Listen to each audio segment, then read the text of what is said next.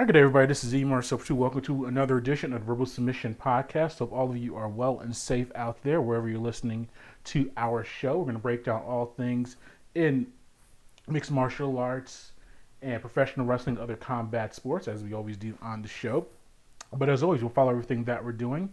Head to the mothership, thesportsinquirer.net, premier site for news and notes in the world of sports. If you head onto our site now, you see the latest edition of the Sports Inquirer show. So head on to there and check that out. Also on Twitter and Instagram, you go to those social media platforms and go to Sports Inquirer. That's all one word. Just do a quick search on there, and you'll be able to get all of our updated content.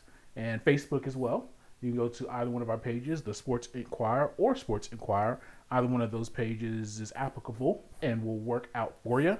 And to subscribe to YouTube and SoundCloud under Sports Inquirer. That's all one word. And actually, that when you go to the Sports Inquirer, that one there, you will be able to see all of our archived shows from previous verbal submissions to the Sports Inquirer shows of the past and ones that we're doing now and ones that we'll be doing in the future. So make sure you go to those sites and check all of that out and make sure you do that. On today's show, pretty straightforward. We're going to do a review of AEW's Double or Nothing pay-per-view that took place this past weekend. We'll break down the entire card.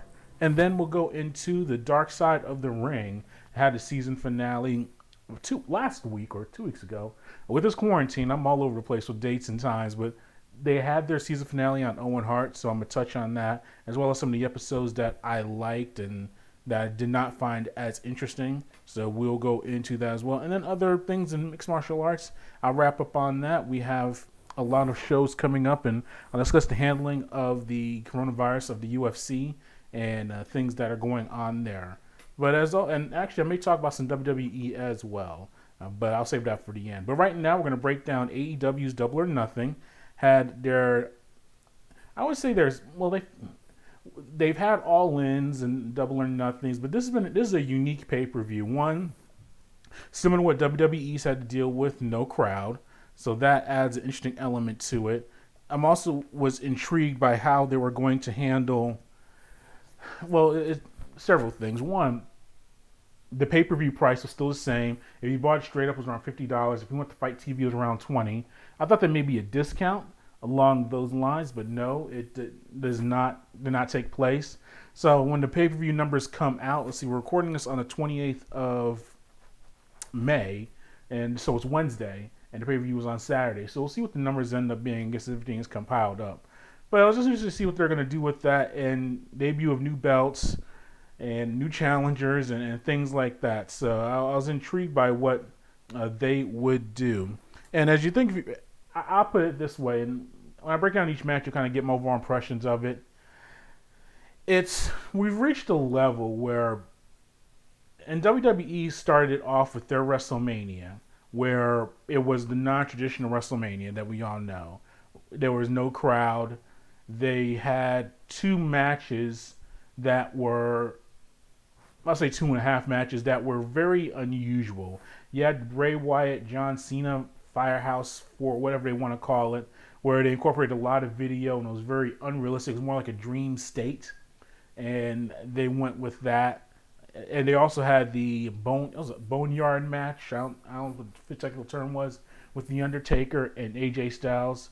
It was very cinematic and very non-traditional wrestling, where there was no ring. There was, in the Cena and Wyatt match, really wasn't a clear winner. I mean, he did some stuff in a ring technically, but it was more like a dream sequence. And then the AJ and Undertaker match, if you want to call it a match, was in the graveyard or the cemetery or the woods, whatever you want to call it. Very non-traditional. There was no ring. I guess they did have an official there, but it was just not what you consider a traditional match. And I think we're starting to see some of these federations start to go that route because of the current state that we're in. If you're listening to our show, I have to go into details of what's going on right now. And that opens up for the opportunity to make things more cinematic. And while if a traditional or purist shies away from that, there's some that are going to find it intriguing, and and let it going. And my theory on it, or my thought on it, is I lean more towards the traditional side of things. I like seeing a ring. I like seeing a referee, and I can roll with no disqualifications and the cage matches and some of that stuff. But I still like the basic principle of competitors on both sides, whether it's a one-on-one tag team, a triple threat, whatever you want terms you want to have. But you have competitors one against each other, fighting in the ring, or at least starting in the ring. If you have a fall counts anywhere, I guess that's an exception as well. But at least starting in the ring and having that a big part of your match. So when I see those matches I mentioned at WrestleMania and the Stadium Stampede match that ended the show, that and I had a lot of problems with that. It's just I still want to see that traditional aspect of a wrestling match. And my favorite match, I'll tell you right now, was MJF versus Jungle Boy, because it was a wrestling match. You had two guys competing against each other. They went outside of the ring and did some things. That's fine and dandy. But in the end, it was in a ring. There was a winner and there was a loser. And it was straightforward. And you can have disqualifications and all that. I mean, I've loosened up on disqualifications. But in that match, at least it was pretty straight and concrete. And there were some other matches that were pretty solid with that. But what I'm trying to say is that if you came into Double or Nothing with wanting to see pure wrestling from bell to bell, you didn't get that. So I think if you did not get that, you were disappointed. If you are into more of the different types of matches, like the Stadium Stampede match, where your disbelief is suspended beyond recognition, and in my perspective, but some people really like it, then you thought the match was pretty entertaining and there was a lot of fun stuff going on. But I think, relatively speaking, with the elements that they've had to deal with, I think it was about a C card. If I had like A through F, it wasn't an A. It wasn't really a B. I'd say about a C or C minus or C plus, but in that range where it was passing. I liked more stuff than I didn't like, but the stuff I didn't like really disappointed me, and the stuff I really liked was not enough to overcome the things I did not care too much for. But let's start and get into the matches overall. And I'll include the first one, the Best Friends versus Private Party. It's kind of the undercard match that they had go on. Best Friends end up winning. Average opening match. I didn't have too high of expectations coming to this one. Both teams got their high spots in.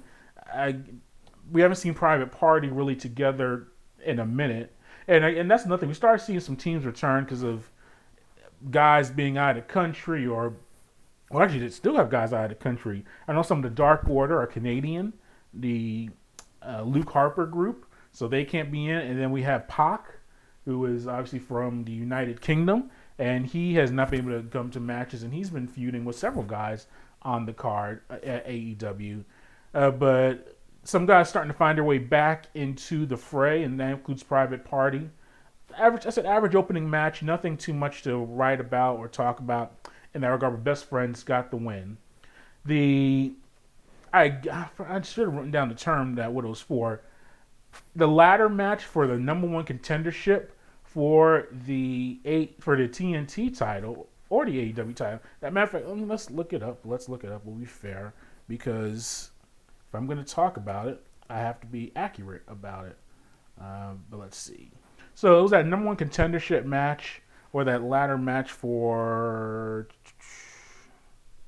Let's see.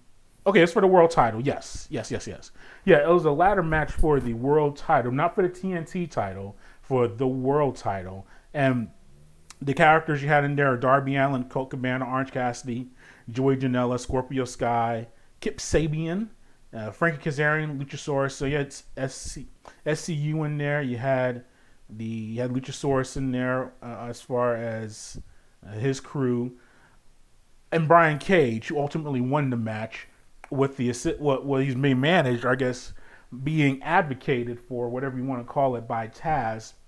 I thought the match was okay. A little bit too much overkill on the high spots and the comedy spots. my thing with these matches has gotten to the point where the ladder matches I liked her the first, well, really the first one that really kind of went mainstream for me was obviously the Razor Ramon Shawn Michaels one for the IC title at the SummerSlam and then WrestleMania ultimately, where it was two combatants, one ladder, and the reason they were fighting for that belt is Shawn was the original Intercontinental Champion. He was suspended or walked away in real life. This is no kayfabe, legit. He had some issues, so he was off of WWE or WWF back then, and Razor Ramon was like kind of the interim champion. So to unify the belt, in essence, they had the ladder match. Made perfect sense. It was logical. You had two guys. They both brought their own version of the IC belt in, so you had that going on. Then you started having the crazy ladder matches with like the Dudleys, Edge and Christian, the Hardy Boys in WWE for the tag team titles. That's where those matches were good, and I mean and some of them were legendary. And it's interesting because I watched them when I was a teenager, and I really got into it. I love seeing the high spots and guys doing the flips and going through the tables and all that craziness. But as I said, as I've gotten older, in my mid to late 30s now, I look at these matches and I look, they're all professionals. They all signed up to do this. But I see guys like Darby Allin, using a skateboard and using a skateboard and going through a ladder. And he sold his knee injury quite well. I thought he legitimately tore something up. But you have that going on. You have the Janellas and the Sabians going through all these crazy moves. And you get desensitized to all of these high spots. I think if it was toned down a little bit, you'd be more appreciative of these moves. But they have all the ladders all around the ring. Guys doing Hurricane Radas and all these crazy spots and crazy moves. And two peeves that I have with these matches is, one, these guys, they do all these moves and all these flips, and they lose the purpose of the match. And this purpose was to climb the ladder and grab the poker chip for the championship opportunity. Your money in the bank, in essence. Or we've seen briefcases or whatever, but this one was like a poker chip.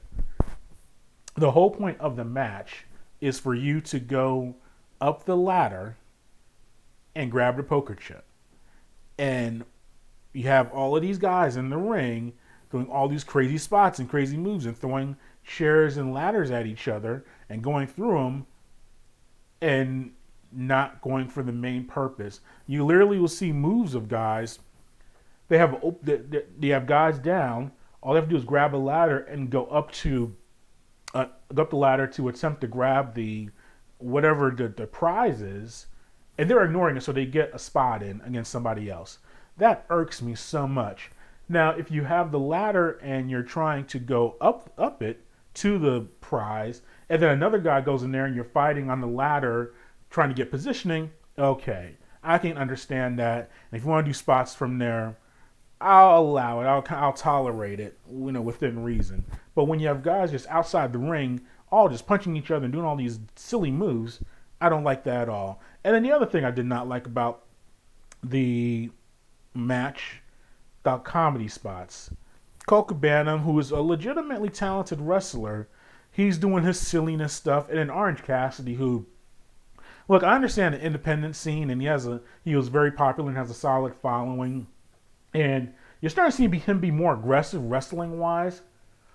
But the whole sloth routine of slowly walking into the ring, he went in there, he had a ladder, he didn't know how to use it, or he acted like he didn't know how to use it.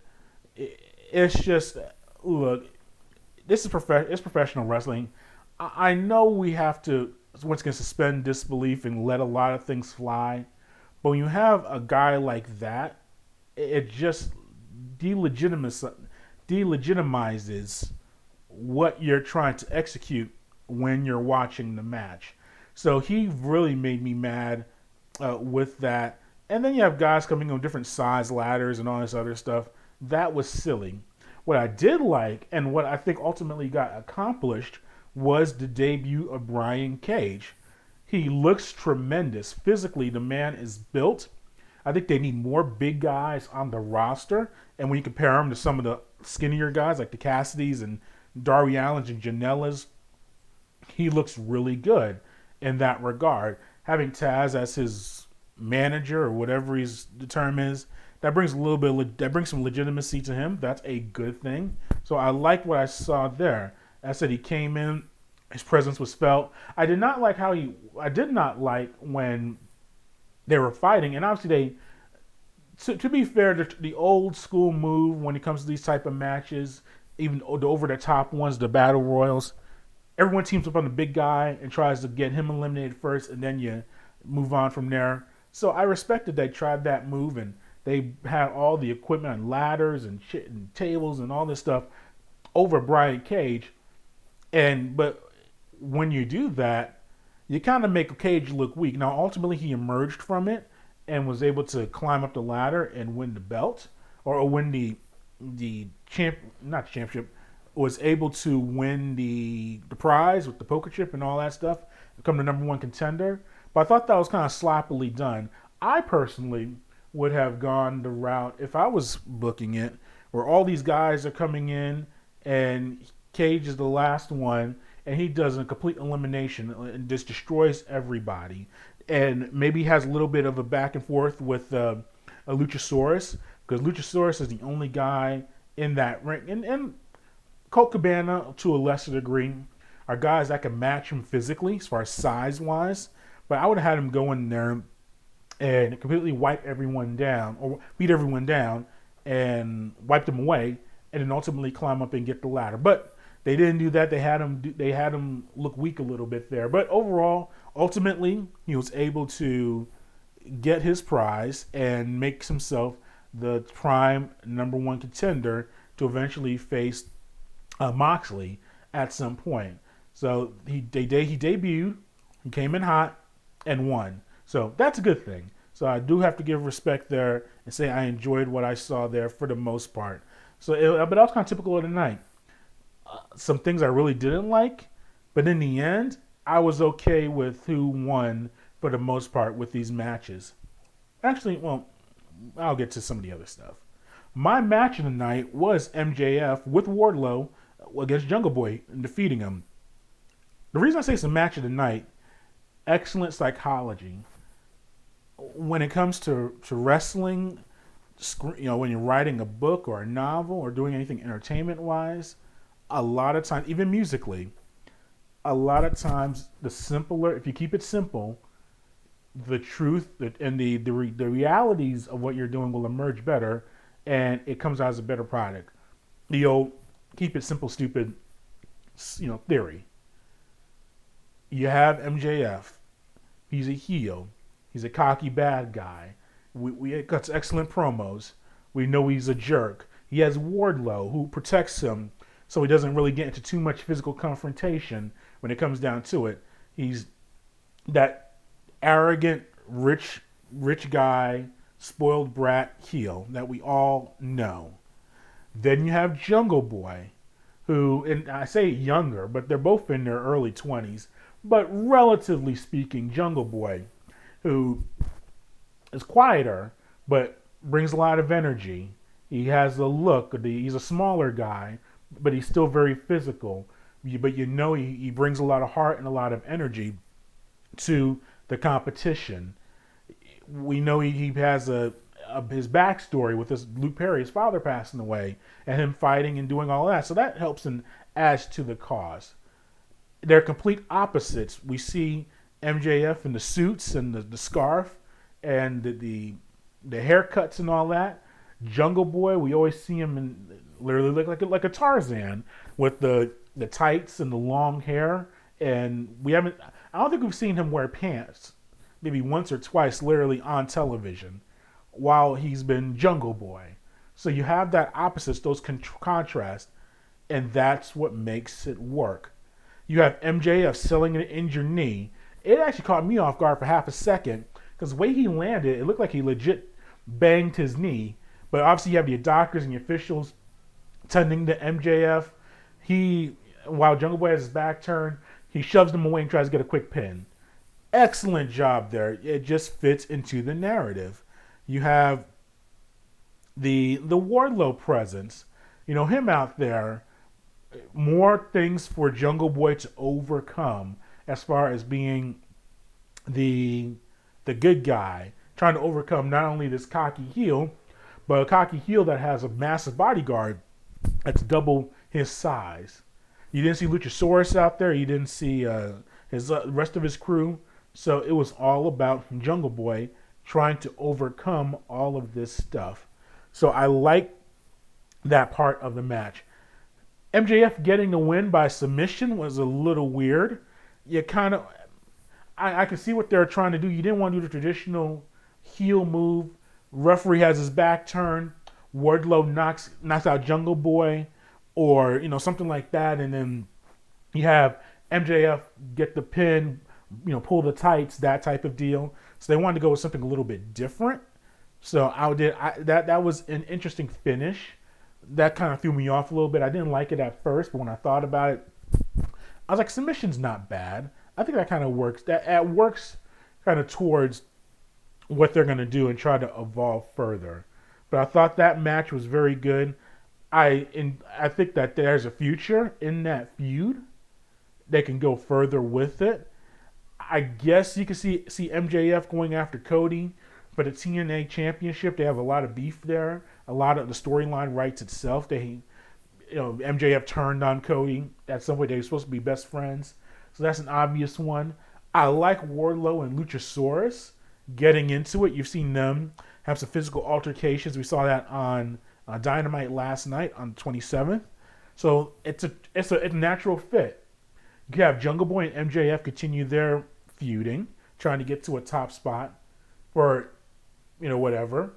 And then you have the two kind of entourage guys and Wardlow and Luchasaurus battling each other. So that's good. Marco Stunt, I don't know what he's going to do. He can go somewhere. He doesn't really matter to me in this regard. So I liked what I saw from that match overall.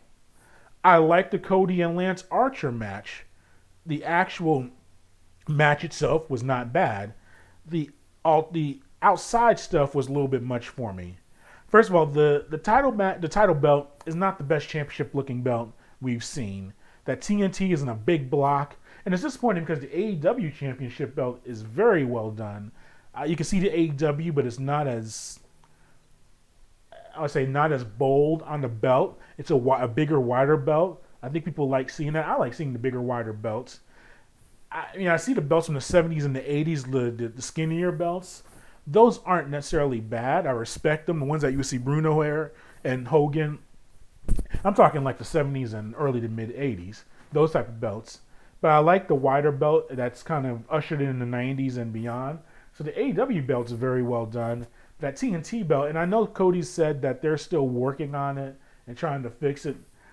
I don't know about that. I mean, I know we have a lot of issues going on right now trying to get things done, but I don't think it should really affect a belt being finished to its final product.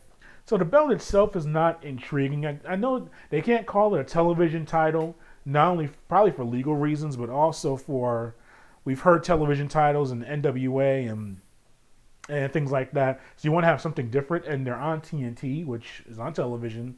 So I guess that kind of ties to it. So even the name of the belt is not appealing to me. It's a little bit too directly on the mark. But, it is what it is. The Mike Tyson part of it, we'll talk about Mike at the end of my review of this match.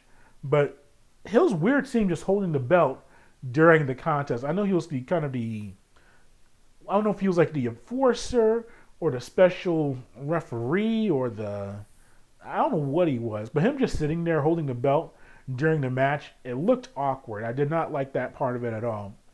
If you had Tyson sitting there with the belt beside him, and the belt being held up, on a mantle or something like that, that could have been intriguing. So you get a nice camera shot of Tyson watching the match with the belt beside him, instead of Tyson holding the belt and like cradling it on his stomach, sitting down, slouched over.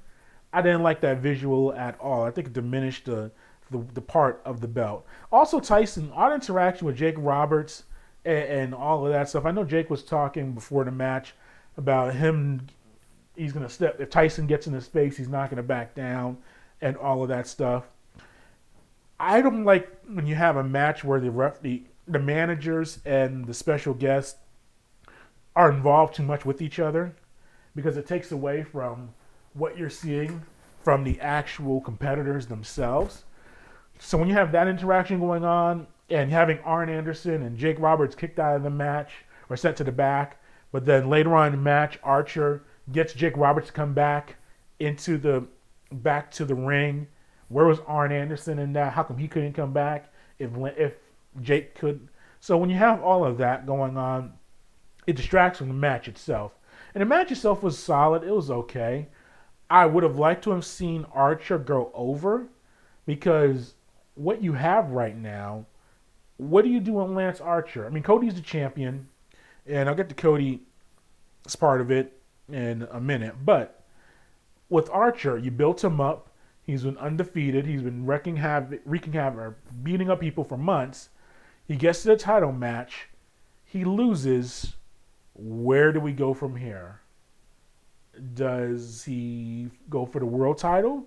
But then if you can't have him go for the world title because one, you have Brian Cage sitting there, but also you just lost to Cody for the TNT title, which is the inferior title or the secondary title. So where do we go with does Archer? Where's Jake Roberts? Where do we go from here with that? If you had Archer win the belt, you have the majority of the time, and I'll say the same thing about the women's title match a little bit later. When the babyface is chasing the heel, that's a little bit more intriguing than the babyface just winning the title and having heels after them. At least that's the majority of the time, and I agree with that. Look, the Cody thing, we already know that he lost his match to he only got one title shot for the World Championship, so he can never fight for that again. And he's trying to respect that with the TNT title. But I don't think Cody overcame enough adversity, or he doesn't look like he's overcome enough to be a champion. We had in the matches, in the previews coming up to the match, we had Jake Roberts cutting all of these promos about Cody and his lack of heart, lack of effort, like he's not his father. We had Roberts and Archer attacking, dealing with Dustin, and then with their other friend, I'm forgetting his name, the other wrestler. We had Jake Roberts put a snake on Brandy Rhodes and make some gyrations towards her. All of this has been going on for weeks, and we haven't heard a word from Cody. So then Cody all of a sudden wins. He comes out, he wins the title. Brandy wasn't there, which is fine, and and all that stuff. But he wins the title, and it's just kind of like, all right, cool, he won the belt. We didn't see a fiery promo. We saw some of that. Last night he did come out and speak, but at the actual pay-per-view, he doesn't come out with a lot of energy, I don't think.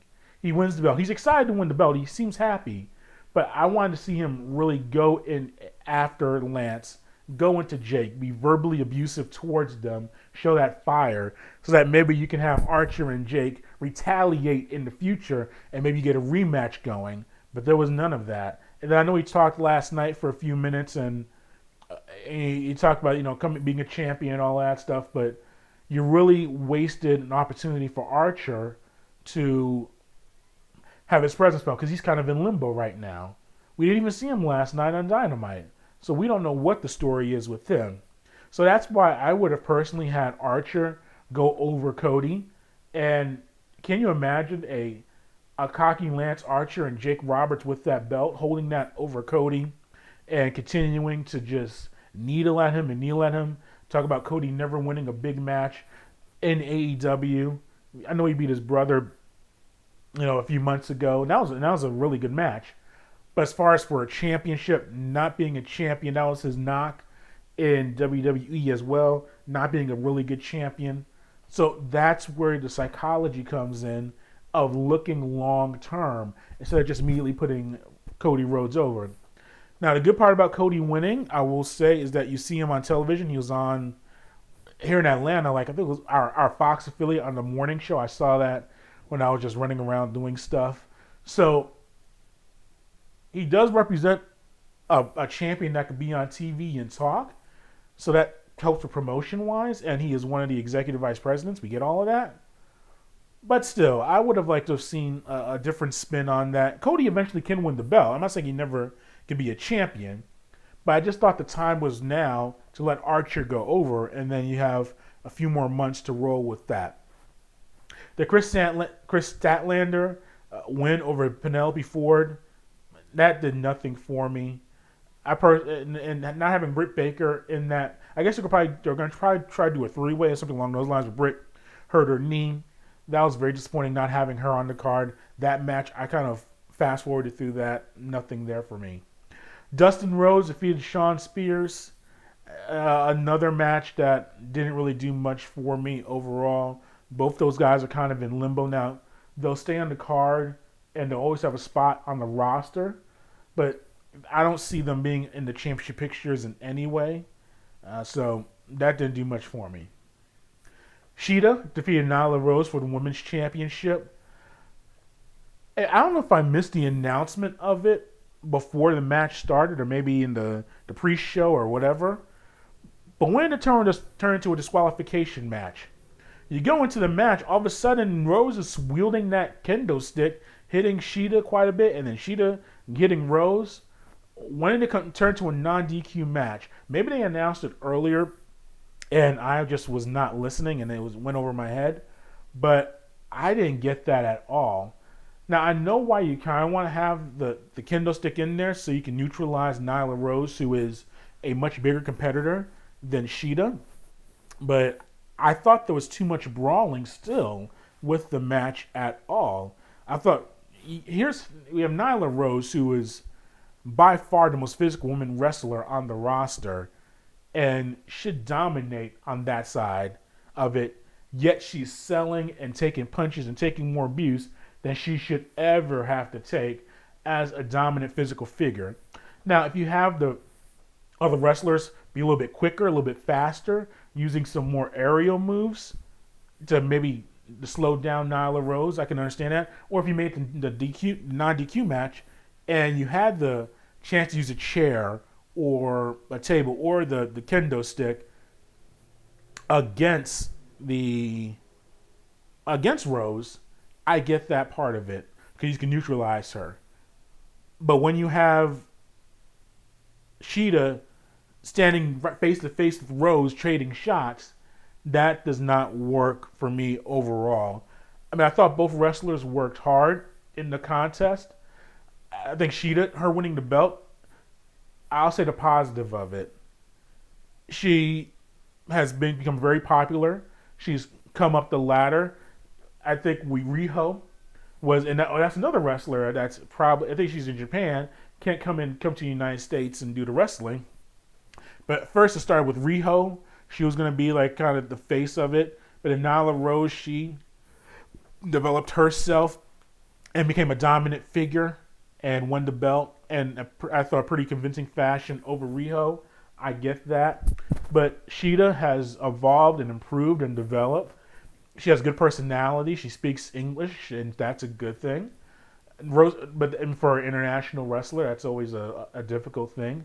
So I like that she's evolved and grown into her spot in AEW, but kind of similar to the Cody thing, as I mentioned earlier.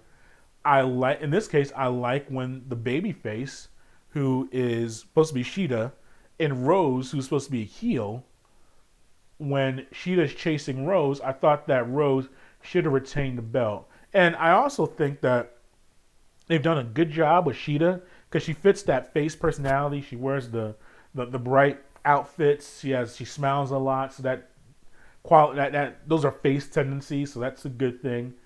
I think with Rose, and I don't know if it's a fact that she's transgender and they don't want to go down that route.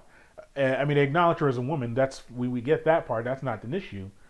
But I think they really need to play that part of it more. Maybe not transgender part because that's maybe her personal business and whatever. But they need to really appeal to the fact that she is literally double the size of all of these women that she is fighting. That should be she should be more heelish. That's what I'm trying to say. Use that more to her advantage and just beat these women up at every time she sees them. Even interfere in a match or two just for the fun of it, to go in there and just clothesline them and dominate.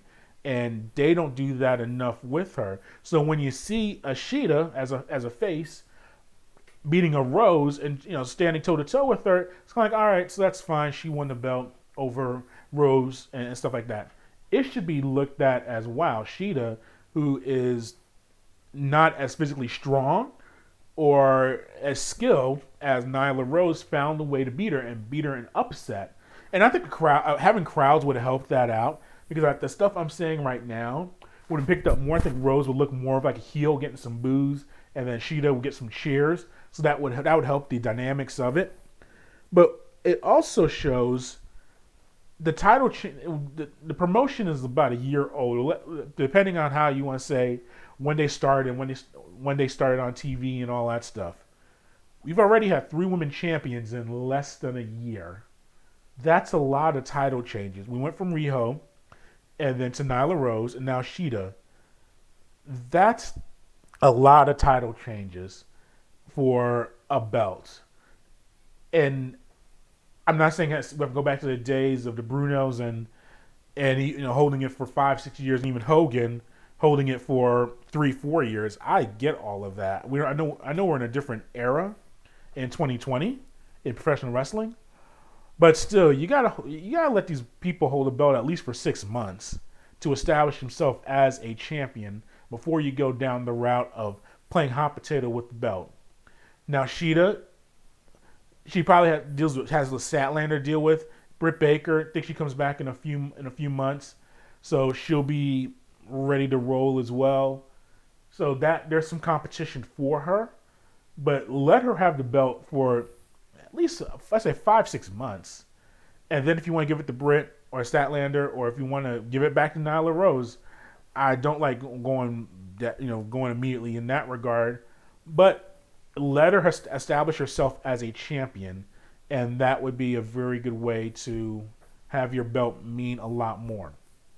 The final 2 matches, we have Moxley. He defeated Brodie Lee by technical submission to win the championship, or to retain the championship.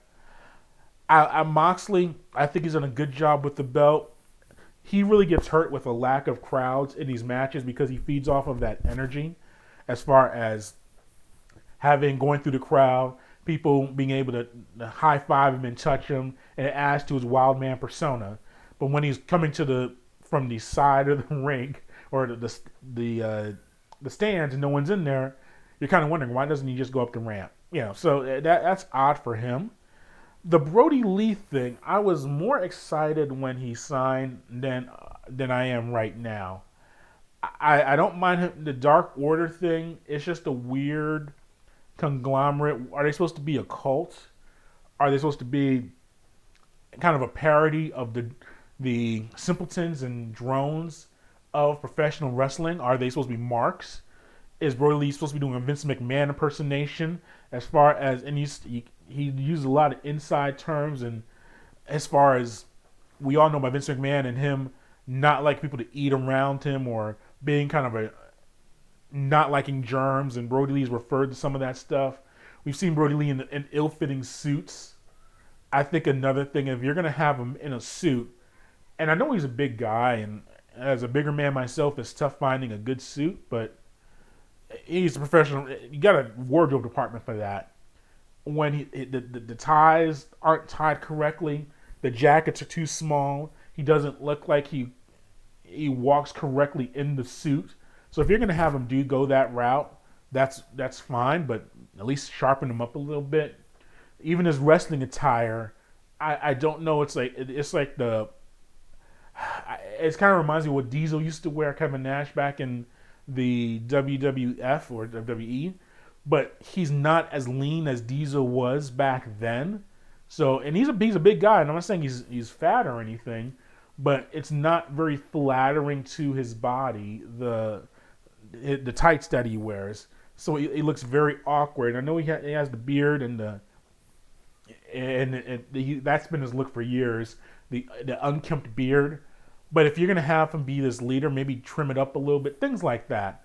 And I say all of that because that's when you look at him, and if I never knew who this guy was, and I looked at this stuff and say, who is this guy? Why is it? And I'll go down the list of all the things I critiqued. I don't know him from WWE. I don't know him from even before then, and all of his different personas and all of that stuff. So that's where, if you're presenting him in this way, you got to do a better job of it. The match itself, once again, a solid match. I can't really complain too much about it. Now, you could argue that Brodie his fighting style is really methodical. And it sticks out because you have these high flyers and guys who want these flips and turns and twists on the roster, and you figure maybe that's actually good, that he doesn't do all that stuff, that he's plotting. But there's being strategic and methodical, and then there's working at a snail's pace. And I think Brodie is leaning more towards that. And Moxley, he's not exactly going to be a technician in the ring. That's not his persona. He's never fought like that. So I get all of that stuff. But I thought it was kind of a plodding match, back and forth. The DDT through the ramp, or the walking ramp, I thought that should have been the end of the match. Maybe a DQ, so that at least you make both guys look tough. But when you have them go through the ramp, Moxley comes out first. He crawls out, and then Brodie Lee comes out bloody. Obviously, he bladed down, out of sight for that to happen, and then for Moxley to put him in a submission. That's a little weird overall. If you're gonna go through the thing through the ramp, and we've seen it before, guys go through the gimmick part of the ring and all that stuff. That usually ends the match. You can't come back from that. So the fact that both guys crawled out and still fought, once again, you suspend disbelief. But if you have two guys, 230 pounds plus, and with Brodie even probably 260, 270, and they have that type of impact through we know it's gimmicked, but still going through a hard surface like that should conclude the match. That should be the end of the match. And then if you want to have them rematch even as early as the next Dynamite, or maybe not this one, you gotta have some realism, maybe the Dynamite after that, that's okay. But that was not realistic at all, and I was disappointing in that part. I don't mind Moxley winning, that's fine, but you gotta have some realism. Well, I say gotta have some realism. We're got a complete opposite end of it in the unrealistic Stadium Stampede match. First, let's lay out the competitors, and we'll go from there. You had the Elite: Adam Page, Kenny Omega, Matt Jackson, Nick Jackson, the Young Bucks, along with the broken Matt Hardy, facing the Inner Circle represented by Chris Jericho, Jake Hager, Sammy Guevara, Santana, and Ortiz. Proud and powerful, proud and whatever. Santana and Ortiz, I call them that anyway. With these type of matches, there's going to be some silliness because that is what it is. But it was too much to follow. You had, first of all, the match started. They had a ring in the middle, and for those who didn't watch it, but if you're listening to me, you've probably watched it or at least know the concept. But I'll lay it out for you. The two teams were going to fight in the stadium, and I guess falls count anywhere in that regard. And they literally went all throughout the stadium, as I'll break it down for you as I review the match. So that part was laid out, so you understood that part. They had a ring in the middle of the stadium, or the middle of the football field. I don't know why they had a ring. I guess they had to have a ring to make it technically a wrestling match, but I would have liked to see, if you're going to have a ring there, at least start the match in the ring. They just rang a bell and they started charging at each other. If you're gonna do that, just don't have a ring at all. And it's just you're trying. I guess they think of guys like me and said if I didn't see a ring, I wouldn't think it's a wrestling match. But as I mentioned, if you're gonna have Stadium Stampede, I've seen all this stuff for the past few months. You don't have to have a ring in the middle of the ring in the middle of the stadium or the football field to make it work. I understand that. I did enjoy Hangman Page coming out on a horse. I like animals, and it fits his gimmick. So him coming out with the horse, I was like, all right, I get that. You know, him charging after Guevara and all that stuff, that worked for me overall. Oh, the entrances. I like that the Inner Circle each had jerseys on, football jerseys. They kind of went with the theme of the show, and the numbers were significant. Hager had his old college football number. Jericho wore his father's old hockey jersey number. Guevara, I think, was 69. You know what that means.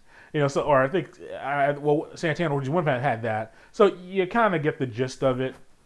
The Elite came out kind of in their regular gear. I thought it'd be cool if they kind of played along with it, because at this point, all rules are thrown out. So I wanted to at least acknowledge the entrances. So I said Page on the horse. I enjoyed that part of it. Him coming into the ring in a horse.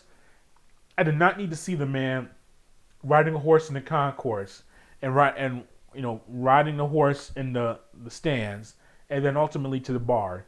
Leave the horse in. There's a football field. There's grass. Tie the horse up on the field. Let him rest. He can eat some grass or some hay. You can even leave out some hay for the horse. Don't have the horse walking all around. And I know they had probably animal people there to protect the horse, but darn it, the horse is cool for the entrance, but leave the horse there. Guevara, you gotta give him a lot of credit. He has a lot of stamina. He ran away from the horse, then he ran away from the cart once again with the Omega and I want to say Hardy. Because I saw a few weeks ago, they ran him down with the cart and hit him, and he hurt himself. He didn't get hurt this time. He was able to get into the stands to avoid it. But I thought Guevara was kind of the MVP of this match. Just all of his stamina doing his thing.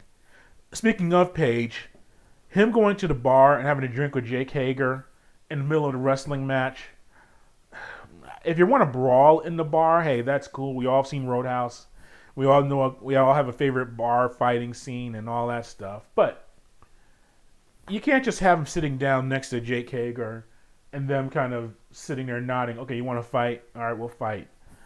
Silliness there.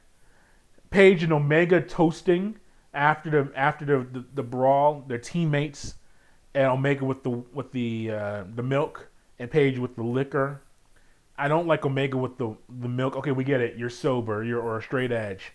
You can at least have a cup of water or iced tea or something. But him that drink, I get they have extremes, but that's too goofy for me. But I don't like the fact that you have Page and Hager, who are supposed to be fighting each other, sitting in a bar just talking to each other. That makes no sense. Teammates, all right, cool. I understand that. The stupid replay booth on the Jericho pin. First of all, Jericho hitting the Jaguars mascot with the Judas move or Judas effect. Why is a mascot in this thing? It's just too goofy for my taste. And then he tried to pin. I forgot who he was trying to pin. It doesn't matter at this stage.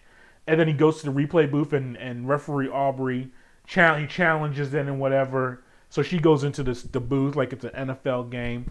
What the heck, man? It's so silly.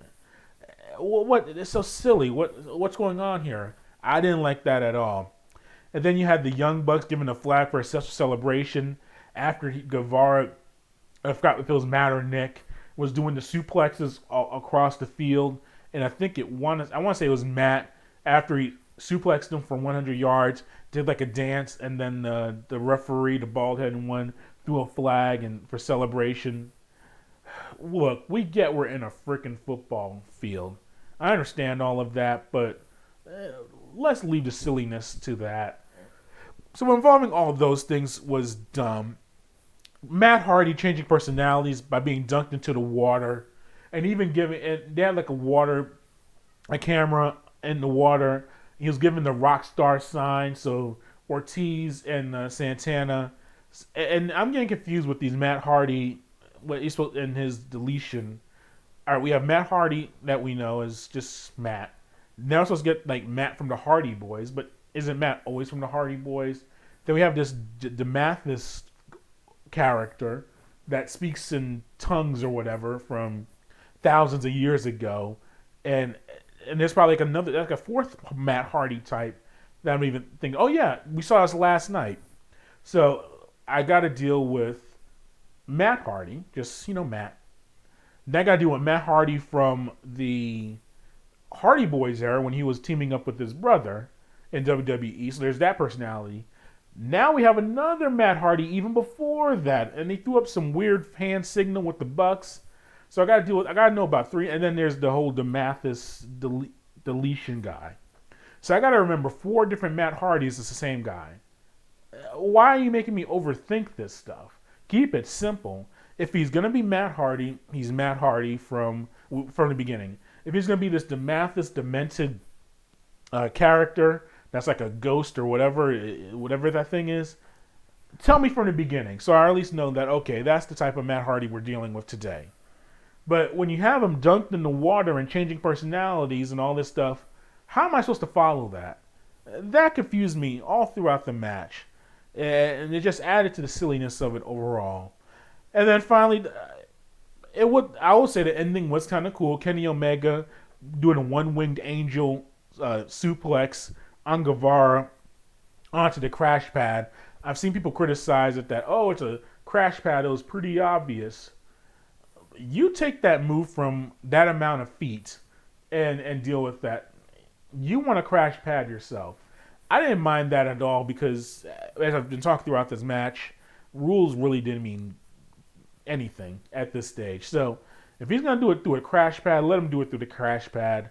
I saw one of the Bucks get up to the goalpost and do a sunset flip over that. It's silliness there. It was too much for me to follow at first viewing, and I only watched it one time. I didn't go back and watch it again. I mean, I took some notes kind of through the match, but it was just like, why do I have to? I have to think too much in this type of matchup. So it was what it was, and the right team won, I think, because now you have the Inner Circle.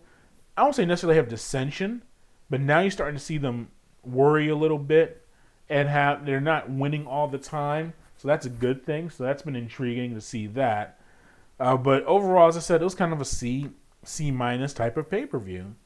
The stuff I liked, I've elaborated on. The stuff I didn't like, you kind of know where I stand on that.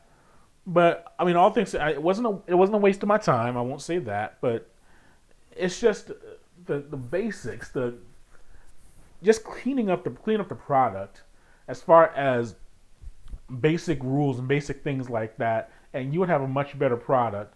I think they're very sloppy with the booking execution of things, and you just see it throughout. But as I said, overall, I thought it was okay.